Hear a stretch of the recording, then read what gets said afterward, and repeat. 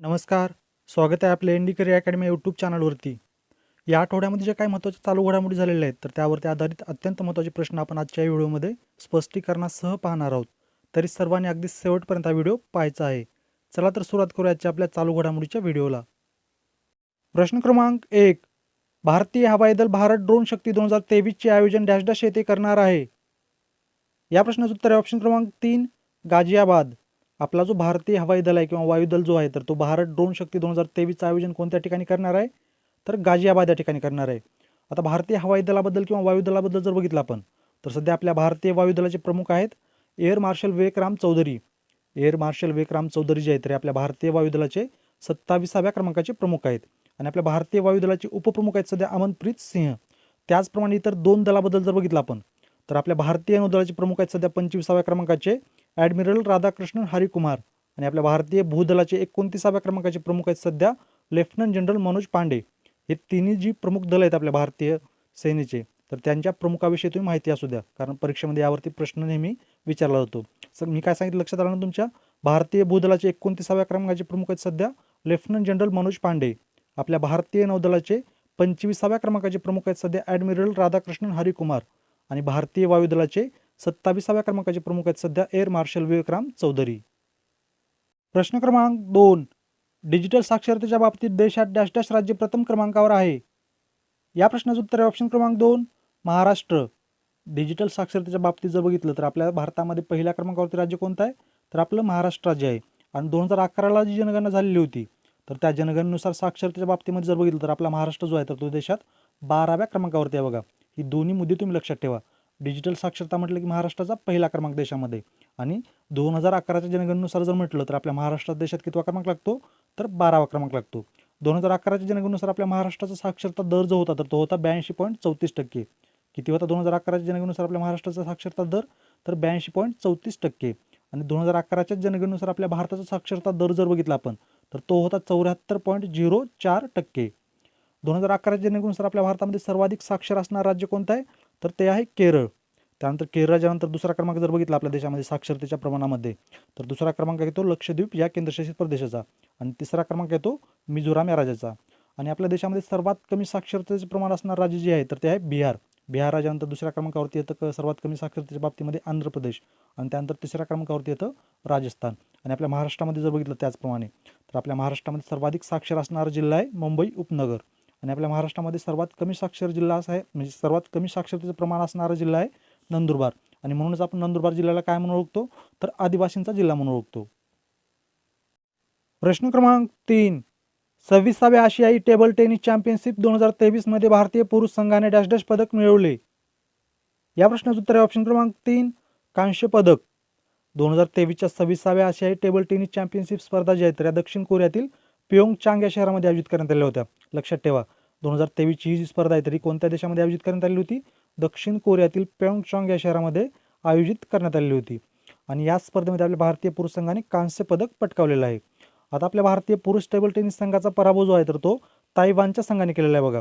आणि याच 2023च्या 26व्या आशियाई टेबल टेनिस चॅम्पियन स्पर्धेमध्ये जर बघितलं आपण तर चीनच्या महिला आणि पुरुष दोन्ही संघांनी सुवर्णपदक पटकावलेलं आहे. प्रश्न क्रमांक 4. भारताने संभाषणात्मक पेमेंटसाठी डॅश डॅश लॉन्च केले. या प्रश्नाचं उत्तर आहे ऑप्शन क्रमांक 3 hello UPI. National payments corporation of India जो आहे तर त्याने संभाषणात्मक पेमेंटसाठी काय लॉन्च केलेलं आहे तर हॅलो UPI लॉन्च केलेलं आहे.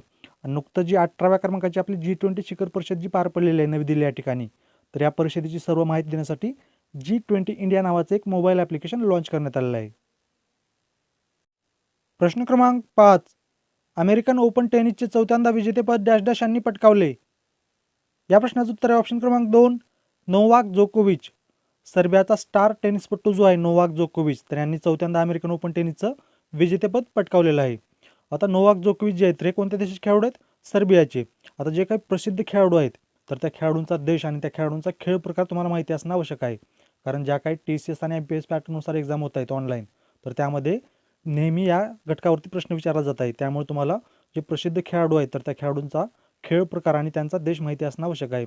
नोवाक जोकोविचबद्दल जर बघितलं आपण तर सर्बिया देशाचे टेनिसपटू आहेत. आणि यांनी नुकतंच अमेरिकन ओपन टेनिसचं 4थ्यांदा विजेतेपद पटकावलेलं आहे. आणि यांच्या एकूण कारकिर्दीत जर बघितलं आपण तर हे 24व्या क्रमांकाचं ग्रँड स्लॅम आहे बरं का. या दोन्ही गोष्टी लक्षात ठेवा. याचबरोबर या प्रश्नाला अनुसरून जी काही महत्त्वाची माहिती आहे तर ती आता आपण थोडक्यामध्ये पाहणार आहोत. नोवाक जोकोविच जे आहेत यांनी अंतिम सामन्यामध्ये दानिल मेदवेदेवचा पराभव केलेला आहे आणि 24वा ग्रँड स्लॅम जिंकलेला आहे.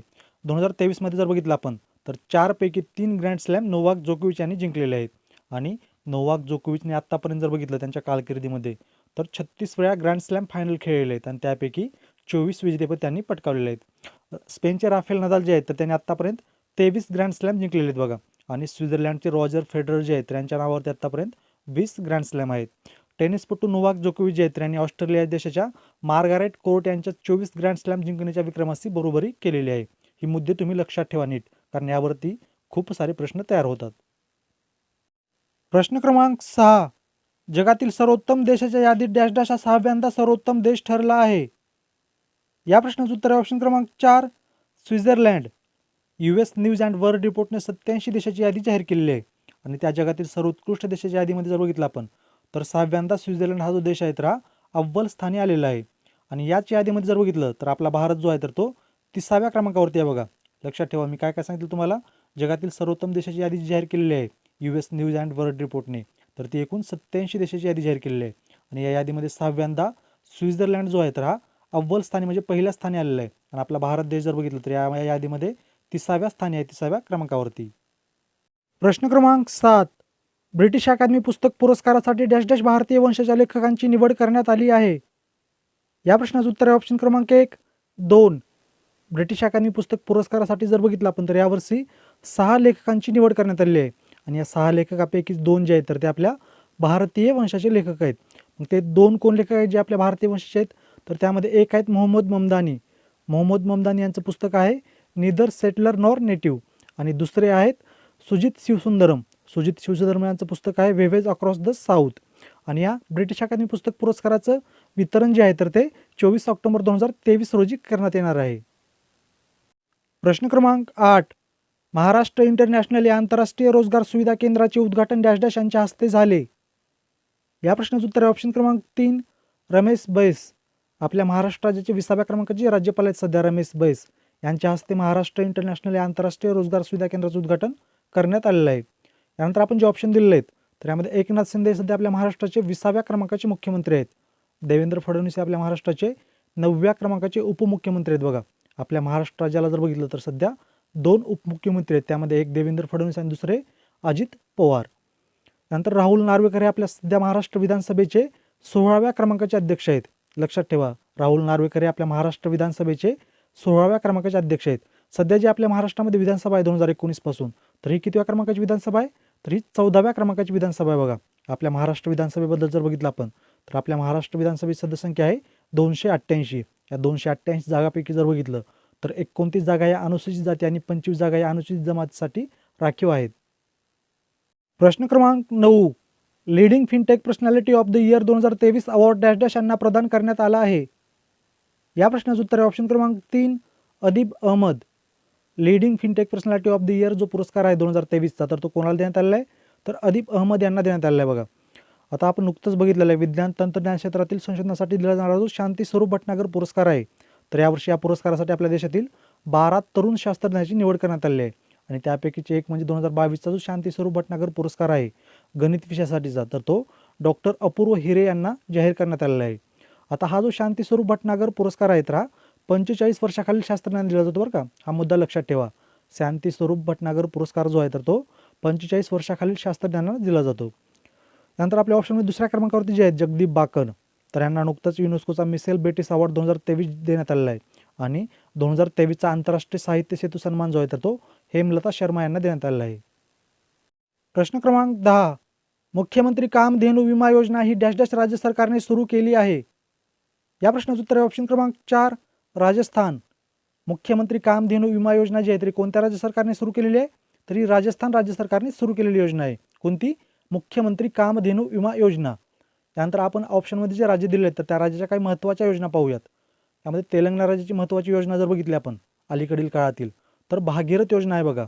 या भागीरथ योजनेअंतर्गत जर बघितलं तर तेलंगणा राज्यातील प्रत्येक घरामध्ये नळाद्वारे शुद्ध पाणी पुरवठा केला जात आहे. कर्नाटक राज्याची महत्त्वाची योजना जर बघितली तर गृहज्योती नावाची एक योजना आहे कर्नाटक राज्यामध्ये. कर्नाटक राज्यातील नागरिकांना 200 युनिटपर्यंतची जी वीज आहे तर ती मोफत दिली जात आहे गृहज्योती योजनेअंतर्गत. याचबरोबर कर्नाटक राज्यातील आणखीन एक महत्त्वाची योजना जर बघितली अलीकडील काळातील, तर त्यामध्ये आहे शक्ती योजना. महिलांसाठी मोफत बस प्रवास जो आहे तर तो कर्नाटक राज्यामध्ये शक्ती योजनेअंतर्गत दिला जात आहे. या योजनेअंतर्गत जर बघितलं तर महिलांना राज्याअंतर्गत 20 किलोमीटरचा जो प्रवास आहे तर तो मोफत करण्यात आलेला आहे. आणि याच योजनेसारखी आपल्या महाराष्ट्रामध्ये एक योजना आहे बघा, महिला सन्मान योजना म्हणून. हा महिला सन्मान योजनेअंतर्गत जर बघितलं तर आपल्या महाराष्ट्रामध्ये एस-टीमधून प्रवास करणाऱ्या महिलांना तिकीट दरामध्ये 50% सवलत देण्यात येत आहे. आता ही महिला सन्मान योजना जी आहे तरी कधी सुरू करण्यात आली होती, तरी 17 मार्च 2023 रोजी सुरू करण्यात आली होती. लक्षात ठेवा, यावरती परीक्षेमध्ये प्रश्न येऊ शकतो. महिला सन्मान योजना जी आपल्या महाराष्ट्र राज्यामध्ये सुरू करण्यात आलेली, जे की एस-टीमधून प्रवास करणाऱ्या महिलांना तिकीट दरामध्ये 50% सवलत दिली जात आहे. तर ही योजना 17 मार्च 2023 रोजी सुरू करण्यात आली होती आपल्या महाराष्ट्र राज्यामध्ये. प्रश्न क्रमांक 11. टाइम्स स्क्वेअरवर गाणे लॉन्च करणारा पहिला भारतीय चित्रपट डॅश डॅश हा बनला आहे. या प्रश्नाचं उत्तर आहे ऑप्शन क्रमांक 1, द वॅक्सिन वॉर. टाइम्स स्क्वेअरवर गाणे लॉन्च करणारा आपला पहिला भारतीय चित्रपट कोणता बनलेला आहे, तर द वॅक्सिन वॉर हा बनलेला आहे बघा. हा जो चित्रपट आहे द वॅक्सिन वॉर, तर या चित्रपटाचे निर्माते किंवा प्रोड्युसर आहेत विवेक अग्निहोत्री. येणाऱ्या आगामी काळात ज्या परीक्षा होणार आहेत तर त्यासाठी हा महत्त्वाचा प्रश्न असणार आहे, लक्षात ठेवा. टाइम्स स्क्वेअरवर गाणे लॉन्च करणारा आपला पहिला भारतीय चित्रपट ठरलेला आहे द वॅक्सिन वॉर, आणि या द वॅक्सिन वॉर चित्रपटाचे निर्माते आहेत विवेक अग्निहोत्री. प्रश्न क्रमांक 12. एक सूर्य एक जग एक ग्रीड परिषद डॅश डॅश येथे आयोजित करण्यात आली. या प्रश्नाचं उत्तर आहे ऑप्शन क्रमांक 2, नवी दिल्ली. एक सूर्य एक जग एक ग्रीड, किंवा यालाच आपण इंग्लिशमध्ये काय म्हणू, one sun one world one grid, ही जी एक दिवसीय परिषद आहे तरी कोणत्या ठिकाणी आयोजित करण्यात आली आहे नुकतंच, तर नवी दिल्ली या ठिकाणी. Power grid corporation of India limited या ऊर्जा मंत्रालयाच्या अंतर्गत महारत्न कंपनीच्या नेतृत्वाखाली परिषद आयोजित करण्यात आली होती नवी दिल्ली या ठिकाणी. आपण नुकतंच बघितलेलं आहे आपल्या भारतातील 13वी महारत्न दर्जा प्राप्त कंपनी कोणती बनलेली आहे, तर ऑइल इंडिया लिमिटेड ही जी कंपनी आहे तर ही कंपनी आपल्या देशातील 13वी महारत्न दर्जा प्राप्त कंपनी बनलेली आहे बघा. आता कंपनीला महारत्न हा जो दर्जा आहे तर हा कोणाकडून दिला जातो, तर आपल्या भारतीय वित्त मंत्रालयाकडून. आणि यासोबतच आपल्या देशातील ONGC ही जी कंपनी आहे तरी भारतातील 14वी नवरत्न दर्जा प्राप्त कंपनी बनलेली आहे. कोणती कंपनी, ONGC ही जी कंपनी आहे तर ही कंपनी आपल्या देशातील 14वी नवरत्न दर्जा प्राप्त कंपनी बनलेली आहे. आपल्या देशामध्ये जर बघितलं आपण सध्या तर 13 महारत्न दर्जा प्राप्त कंपनी आहेत, त्यानंतर 14 नवरत्न दर्जा प्राप्त कंपनी आहेत आणि 74 या मिनीरत्न दर्जा प्राप्त कंपनी आहेत. तुमच्यासाठीचा प्रश्न आहे आजचा, महाराष्ट्र राज्यातील पहिले फळाचे गाव म्हणून घोषित केलेले धुमाळवाडी हे गाव सातारा जिल्ह्यातील डॅश डॅश या तालुक्यात आहे. तुम्हाला ऑप्शन देण्यात आलेले आहेत महाबळेश्वर, जावळी, फलटण आणि कुसुंबी. यापैकी जी योग्य उत्तर आहे तर ते तुम्हाला सर्वांनी कमेंट करून सांगायचं आहे. अशा प्रकारे विद्यार्थी मित्रांनो, आगामी काळामध्ये ज्या विविध स्पर्धा परीक्षा होणार आहेत तर त्या सर्व स्पर्धा परीक्षे दृष्टिकोनातून चालू घडामोडीत जे अत्यंत महत्त्वाचे प्रश्न आहेत तर ते प्रश्न आपण स्पष्टीकरणासह याच्या व्हिडिओमध्ये बघितलेले आहेत. तुम्हाला जर या व्हिडिओच्या PDF नोट्स हव्या असतील तर तुम्ही आपला टेलिग्राम ग्रुप किंवा व्हॉट्सअप ग्रुप जॉईन करू शकता. या दोन्ही ग्रुपची लिंक जी आहे तर ती तुम्हाला मी या व्हिडिओच्या डिस्क्रिप्शनमध्ये दिलेली आहे. तुम्ही जर आपला व्हिडिओ रोज पाहत असाल आणि आणखीन तुम्ही आपलं यूट्यूब चॅनल सबस्क्राईब केलं नसेल किंवा चुकून सबस्क्राईब करायचं राहिलं असेल तर आपल्या यूट्यूब चॅनलला सबस्क्राईब करून बेल आयकॉनचं बटन क्लिक करायला विसरू नका. याचबरोबर तुम्हाला जर मी दिलेली माहिती आवडत असेल, समजत असेल तर आपल्या व्हिडिओला, आपल्या चॅनलला लाईक, कमेंट आणि शेअर करायलाही विसरू नका. धन्यवाद.